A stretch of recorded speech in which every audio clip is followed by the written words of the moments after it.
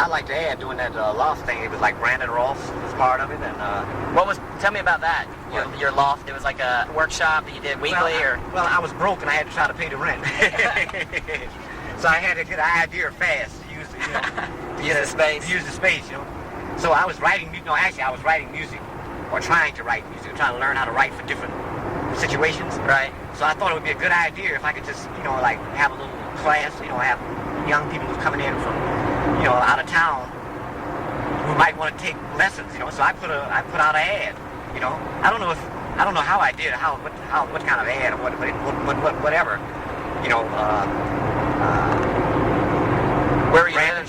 Where were you living then? Where was the loft? It wasn't a loft. I rented this place. It was a studio, space, actually. It was on right above where the Angelica Theater is. You know where that is on Broadway and Charleston?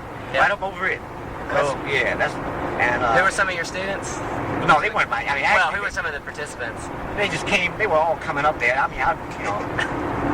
weren't like. It's a nice place to go up. Yeah, they were like hanging out there, And then plus I was using them. Actually, what happened as a result of that, though, I started this group called Steam because Brandon and James Emery, they were in there, and also Terry Janura was coming up there. There was a lot of people coming through there. It was really nice. And so what I would do is write music, for, tailor-made for whoever was going to show up, whoever was in the class, and then we just play it and kind of improvise it. It seems to me that I played a lot of the music that eventually came out on the mixed quintet record. Oh, you did? Yeah. Yeah. But I know I was feeling, and so that was what it was about. And then I guess, but as it turned out, people met each other. It wasn't all about what I started off. Even though what I started off to do was to try to get an extra income on the side, which was at the time, I think around that was when 70 what? That was in about 83. Yeah, that's when the stuff hit the fan. That's when the so-called new music, new jazz just hit bam flat. I was out of work. Really? Yeah, it was nothing happening. My mixed quintet, they put that down. They said, no mixed quintet. Man, so this was early 80s. It was just there was no scene. And that's what I was doing then. I was playing with the mixed quintet then, but they didn't want that. So that kind of knocked me out of the market. So anyway, that's what that was about. So during that time, I mostly did that and made a few gigs. Right. When did you meet Joseph? In Chicago? Oh yeah, I've known Joseph for 50 years. Do you remember when you met him? Well, at least 35 years. Yeah, at least I met him. You remember Joseph? I know when I met him, yeah. He was like, well, first of all, when he came to San, when did I meet Joseph? God. I know that I didn't formally meet him, but all right, Joseph, this is right. I think we just sort of evolved because he was coming to meet the AACM meeting and I was too, and we sort of played with a lot of musicians in common, especially Charles Clark and Thurman Barker. They were in his band, Oh, really? At that time, Joseph had a real hot band. What was it called? What did you call it? It was just a Joseph Jarman Quartet, right? Yeah. Yeah. And they had made a recording with Delmar. And they were really hot around Chicago. In fact, Joseph was a big draw, for the AACM at the time. He really was. What year was this? Let me tell you something else. So another thing, I've always, when I really started marrying Joseph, he did a piece. He did a maze. They call it the maze. That was his version of the maze. At that time, he had all kinds of groups lined up in this place, and you walked in this place, and you had a poetry reader here, and you had a dancer here, and you had a musician there, and people were just coming in and walking around. Do you remember that, Joseph? Yeah. And people, since then I've been trying to get something to do that again. University of Chicago? No, Illinois. University of Illinois, man. That was University of what's that university's name over on 35th? Columbia? Columbia? No, not Columbia. Isn't that 35th? 30, yeah, in the 30s, off of State. In Chicago? Yeah. Well, there's Columbia, but that's where the AACM, where you guys had the big revival in '95. Yeah, no. Not there. This is down on the south side. Oh, south side, okay. And it was built by a very famous architect. That's what made it. Oh, by Frank Lloyd Wright? Frank Lloyd Wright? No, the other guy, modern guy. Oh, yeah. Anyway, it was beautiful. And what year was this? It was a big 67? Big deal. 67, 66, 67. Yeah, big deal. what it was a benefit for my saxophone had gotten stolen. Right, that's it. And this was a benefit.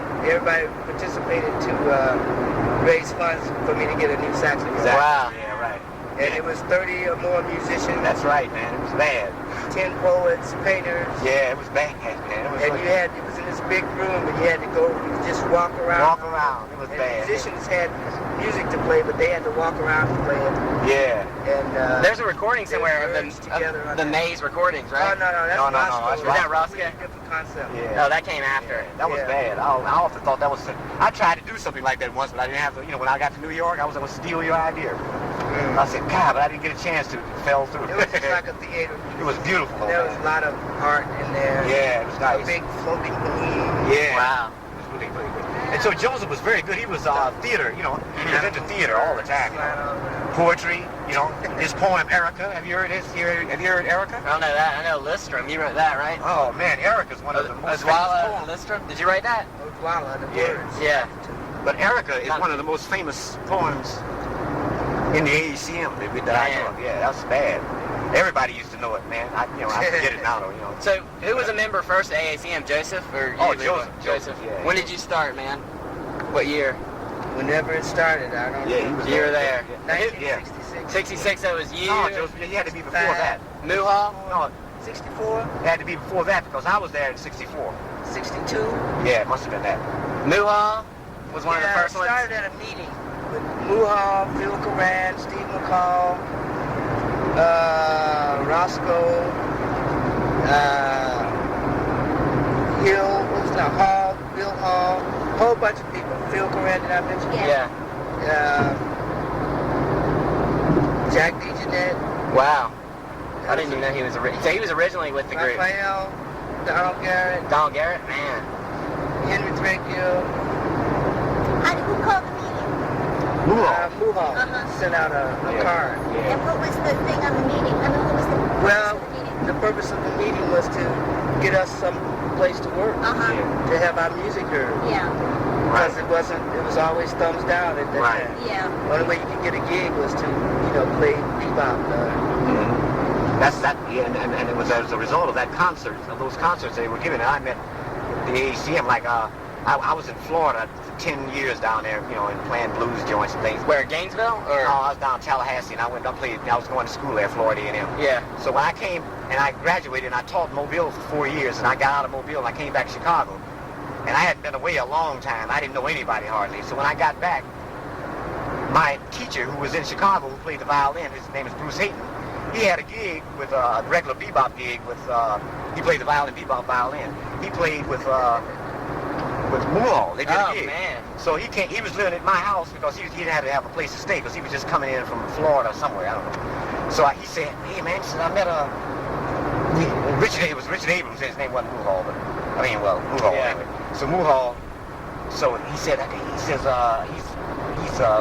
he has this group called AACM, and he invited me to this concert tonight. He's bad. I said, well, I knew Richard already. I said, I'd been knowing him way back, when we were kids almost, but we didn't really know each other. We were just same neighborhood. Yeah. I knew Muhal to be a great jazz pianist, and I was sort of a church musician. I was playing like classic, I was playing teas and luncheons and things like that. But anyway, so we went to the concert. It was Roscoe. Roscoe was playing, and he had his group, 2 bass players, 2 drummers. I mean, he had Calabarusha, and he had Charles Clark and Leonard Jones, and trumpet player. I can't think of his trumpet player that's in Mississippi now. What's his name, Joseph? He's in Mississippi. No, that's I mean, not the drummer. Yeah, what's his name? Smith. Isn't that his name? No, that's not his name. The drummer? Yeah. He's a drummer, though. Yeah. Oh, man. Yeah. Anyway, it was. So anyway. Alvin? Alvin, right? Alvin Singleton. No, not Alvin No, Singleton. not Alvin. What's Alvin's name? Alvin Fielder. Alvin Fielder. Right, Alvin Fielder was, yeah. So, The name's coming on through. yeah, they coming on through. It's a little help now and then. So, but, and anyway, it was more than that. Calabarusha, Difter, all of them, they were up on the stage. The stage was crowded, man. They started playing. I never heard anything like this. I said, God damn. And I was with my teacher. So he was sweating because he was a stone bebopper, his band was like, he could play too. He was like, I owe a lot to him, as a teacher, and I had him for a long time, and we were friends also. But anyway, and I was older than him. I think I was older than him. No, he was a little older than I am, but we were very close, about a couple of years apart. But anyway, So we went outside to take a smoke of cigarettes. So he said, man, he said, when we got out there, he asked me for the first time, and he's my teacher, he asked me, he said, Leroy, what was that? So I said, well, I don't know. I should be asking you, you know. He said, I told him, I said, whatever it was, I like it, you know. So I went back in there, and as I was going back in, Muhal was out front, you know, because he was taking tickets. So I said, hey, so I went up to him, I said, hey, Muhal shook his head, hey, man, how you doing? You know, we knew each other for a long time. So Muhal said, you play the violin, right? I said, yeah. He said, you still playing? I said, yeah, I still play. He said, well, so I said, yeah. I said, I sure like to join the AACM. He said, well, you come on around to Lincoln Center. He said, you can't play the first time.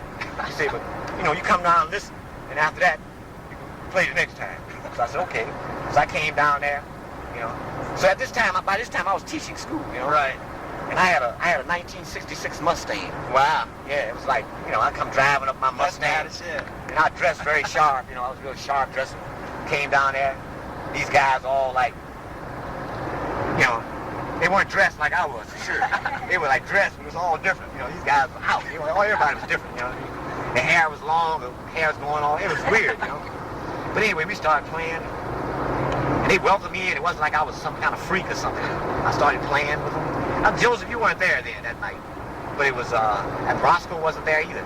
But it was, I can't remember who was there exactly. It would take me a little while to think about it. So while he's thinking about it, what he's talking about is Muhal had what was called an experimental band. Right. And he encouraged us to write for that band. And no matter what you wrote, it was accepted. It was never any thumbs down. You could just come in and play it. And you could do it any kind of way you wanted. Any kind of way you could imagine. Wow. And because it was an experiment. And so everybody would, that was probably the first music lesson that he gave me.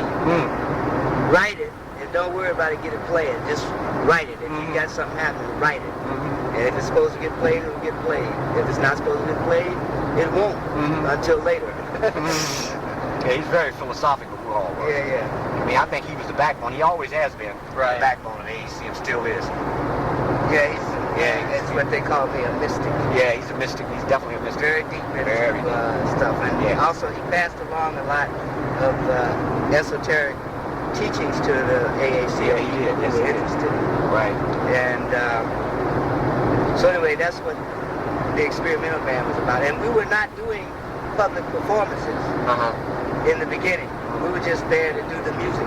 Well, we just rehearse on. We have a general meeting on Saturday. We'd have our school program in the morning, and then we'd have a general meeting where we'd get together and discuss issues, you know. And then after that, we had experimental band rehearsal. We had just a 3-part section. Right. That's how we. Sometimes the general session kind of went over. By the time it was over, nobody felt like playing. Yeah, depending upon what It depended on how like general morning meeting. every day. Yeah. And you know, and I tell you another thing. I know I'm talking about Joseph, but another thing about Joseph. Joseph used to come to New York a lot, and he would go. I remember him going to New York and coming back and reporting to us about at the general meeting about Cecil Taylor. He had checked out Cecil. He had, you know, talked to Cecil. I don't know what he told us about it, but it was something Cecil said to him, and he told it to us. It was like bringing the message back from New York. You know, this guy, you know. He'd come back, we'd all suck it in. Yeah. See, no, the AACM at that time was trying to expand. Yeah. So I was like a communicator. So they would send me, I would go to New York to search out musicians who were interested in the AACM Right. philosophical approach. So who did you recruit? Who were some people that We you... didn't recruit anybody. Well, actually, New York didn't get together until Leroy moved. yeah. Right. But you know what, though? Actually, New York was in the air, and I think that everybody was threatening to go there, but nobody was making a move, you know? Right, That's until what happened. maybe 10 years later. Yeah, and then we made the move when we went to Paris. That's when the move happened. Yeah. When we went to Paris. So you went to Paris when Braxton went? Yeah, we all went together. Together? How many Right. people went? Well, the art ensemble went first. Right. And then after that, we went. I In see. a matter of about a couple weeks, to maybe a month. But you know, that was really something. About the time we got over there, about a month. By the time we got to Paris, the art ensemble they were famous. I mean, they were like, they had all the gigs. I mean, I kind of looked at them in another light. I remember saying, damn, you know? And Where were y'all playing in Paris? You remember the club? the Lucinaire. The Lucinaire, Lucinaire, yeah. that was a permanent theater. gig at That was a the permanent Lucinaire. gig, yeah. Because we did theater as well. Yeah. Right. Yeah, one time one time you... And we got a contract with the French government right off the top. That was the secure element. Yeah. So that was it. When did Braxton come into the AACM? After you guys had already met, or was it around that? He came in after I did. Now, another aspect that what it is that we all still knew each other whether we were in the AACM or not. I see. Because Braxton, Threadgill, Mitchell, and I all went to school together. Wow. To music school, Wilson Junior College. And then I had already been in the Army, and Roscoe had already been in the Army, but Threadgill and Braxton went in the Army before getting out of the college. I see. By the time we were all out of there, they had gone into the military to get that, and then Mitchell and I and the others, let's see, Steve McCall was around there, Malachi Favors, we had already had that, so we were finished with that. So it was sort of a rotating thing, you know. Everybody knew each other. Right. So, but in my case, it was kind of different. Except for Leroy, yeah, he was like I was older. I was a professor that came in, a gentleman. Well, no, I came in from we used to just call him the school teacher. Yeah, because I was a school teacher. Nice, yeah. hip school teacher, but right. That's, it was different from being, just a regular struggling musician. But that's what changed my mind about it. I said I had to get off that school teaching because it was getting in my way to advance. And I remember that was a big trauma in my family and everybody, Everybody. I said I was going to quit my job. My dad, he's, a bartender. My mother's a secretary. And, so I was like I was the first college graduate in my family. Right. And I had this job and I was making, very good money. And they just couldn't, they couldn't understand that. And my dad, he was the only one. My dad understood. But my mother, she was living in California. She didn't understand. And so anyway, I remember when I left, because I was living, even though I was a teacher and was making a lot of money, I was living from hand to mouth. I was spending money fast as I was making it, And I remember my dad gave me $50 when I told him I was getting ready to go to Paris, because he asked me, because he was always used to asking me, you got any money? Because, I used to go places without money sometimes, a lot, So I told him I didn't have any. And he gave me $50. And that was a lot of money for him to be giving me, Yeah. And that's how much I had that's how much money I had when I got to Paris. Damn. And I think at that time, the dollar was like 5 to 1 then. Right. Yeah. So it made my money pretty good there, Yeah, it was like 5.6. Yeah, so I was able to live pretty, my $50 was pretty cool. But it went pretty fast because I was hanging out with Steve McCall. When you hang out with Steve McCall, It goes fast. It goes fast, right? Steve, because that's the first guy we looked for when we went to Paris. Yeah. And Steve was there speaking French. Damn. Boy, it was something. And so we went to the American Center. American Center looking for Steve, Leo Smith, and myself. Wow. Came across on the boat. We didn't take a plane. Oh, the man.